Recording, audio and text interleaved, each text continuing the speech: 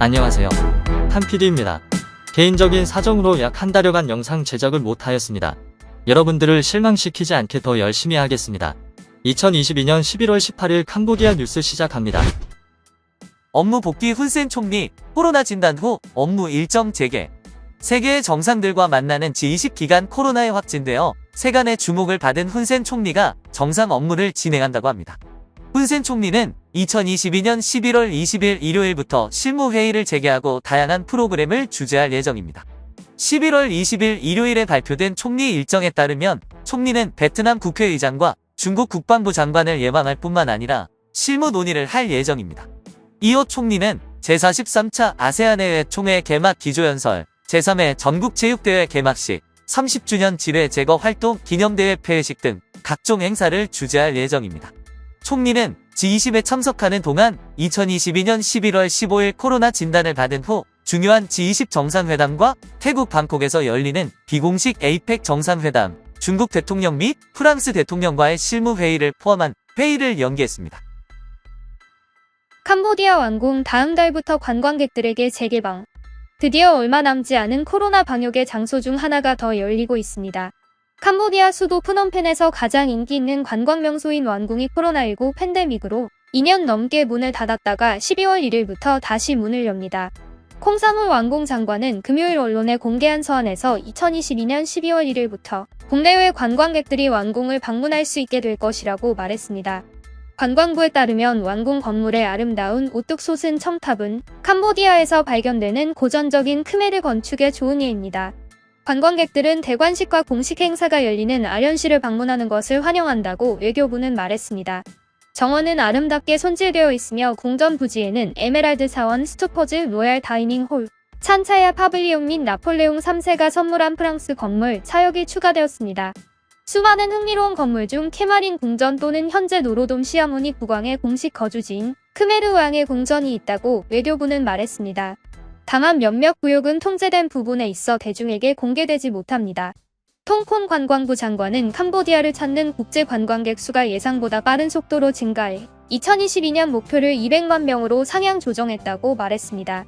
호는 캄보디아가 모든 여행자에게 국경을 전면 개방하고 높은 코로나19 백신 접종률과 관광 개발 전략이 캄보디아 관광객 유치의 핵심이라고 전했습니다.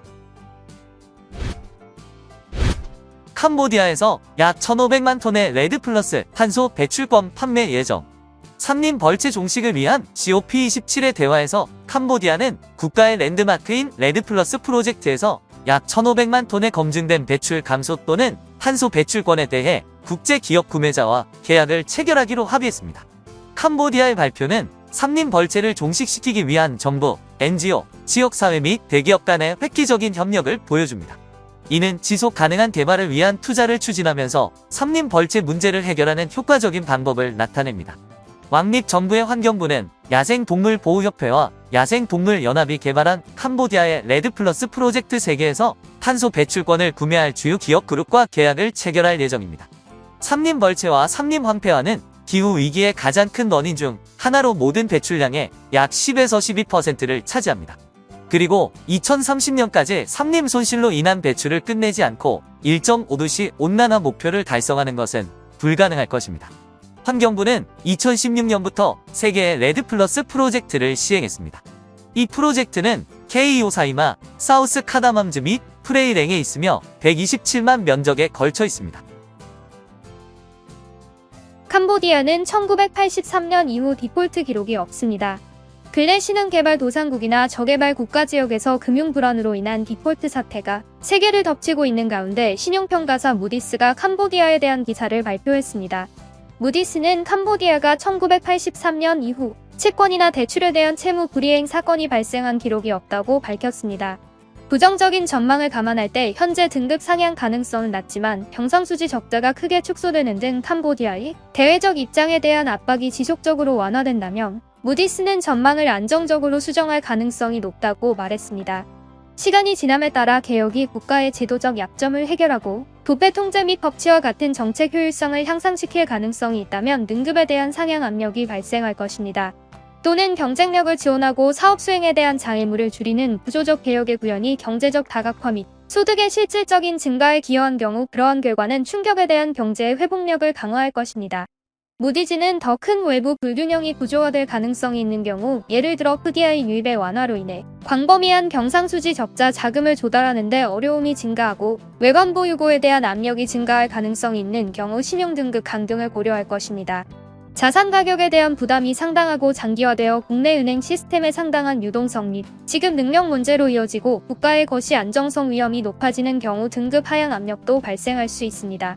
외부 조건의 영향, 특히 무역 액세스 철회로 인한 현저한 영향, 또는 예상하지 못한 급격한 신용 성장 둔화로 인해 우리의 기준선 기대치를 넘어서는 급격한 또는 지속적인 성장 둔화도 등급의 하향 압력을 줄 것입니다.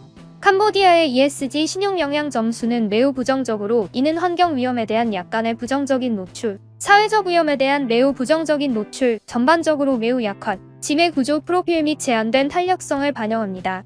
캄보디아의 환경 위험에 대한 노출은 물리적 기후 위험에 의해 다소 부정적입니다. 경제는 가뭄과 홍수에 노출되어 농업 활동의 지장을 초래하고 주요 경제 동인인 관광 활동을 억제할 수 있습니다. 농촌 인구의 상당 부분이 안전한 식수에 접근할 수 없기 때문에 물 부족도 고려 사항입니다. 사회적 위험에 대한 노출은 매우 부정적입니다. 정보 인구가 증가하고 있음에도 불구하고 낮은 1인당 소득, 열악한 의료 및 교육 서비스 제공, 기타 기본 인프라에 대한 접근성 부족으로 인해 인적 자본 개발이 제한되었습니다. 캄보디아의 신용 프로필에 대한 고버넌스의 영향은 매우 부정적이며, 이는 상대적으로 취약한 제도적 장치, 높은 부패 발생률, 일반적으로 취약한 법치, 투명성 문제 등을 반영하여 제한된 정책 효과를 복합적으로 나타냅니다. 2022년 11월 10일 모디지는 캄보디아 등급을 논의하기 위해 등급위원회를 소집했습니다. 논의 중에 제기된 주요 사항은 다음과 같습니다. 발행인의 경제력을 포함한 경제 펀더멘탈이 실질적으로 감소했습니다. 발행인의 기관 및 거버넌스 강도는 실질적으로 변경되지 않았습니다. 부채 프로필을 포함하여 발행인의 재정적 또는 재정적 건전성은 실질적으로 변경되지 않았습니다. 발행자는 이벤트 위험에 점점 더 취약해졌습니다. 동급 기업과 비교하여 이 발행자를 분석한 결과 등급을 재배치하는 것이 적절할 것으로 나타났습니다. 800만 달러 상당의 토지 사기 혐의로 소장과 중령 체포. 아직까지 캄보디아는 이러한 부패의 문제가 사회를 어지럽히고 있습니다. 푸놈펜 지방법원 수사판사는 어제 공문서 위조 및 위조 공문서 사용 혐의로 군 장교 2명을 구금하라는 명령을 내렸습니다. 푸놈펜 지방법원 수사판사 이속 부학의 구금 명령에 따라 두 피고인은 형사경찰서에 의해 체포되었으며 이 감옥에 구금될 예정입니다. 범죄경찰 보고서에 따르면 2명의 군 장교는 2022년 11월 15일에 체포되었습니다. 푸놈펜 지방법원 수사판사의 구금 명령 이후 두 피고인은 오늘 프레이사르 감옥으로 보내졌습니다. 고객으로부터 2만 달러를 훔친 콘도 판매 에이전트가 체포되었습니다. 푸놈펜의 한 콘도 판매 대리점이 고객의 돈을 훔친 혐의로 레무부 형사경찰서에 체포되었습니다. 용의자는 27세 남성 행소티안로 지명되었습니다. 피해자의 고소장에 따르면 피해자는 푸놈펜의 콘도를 10만 달러 이상에 구매하며 돈 건넸습니다. 초기 납입금은 3만 달러 이상이며 나머지는 매월 지급되었습니다.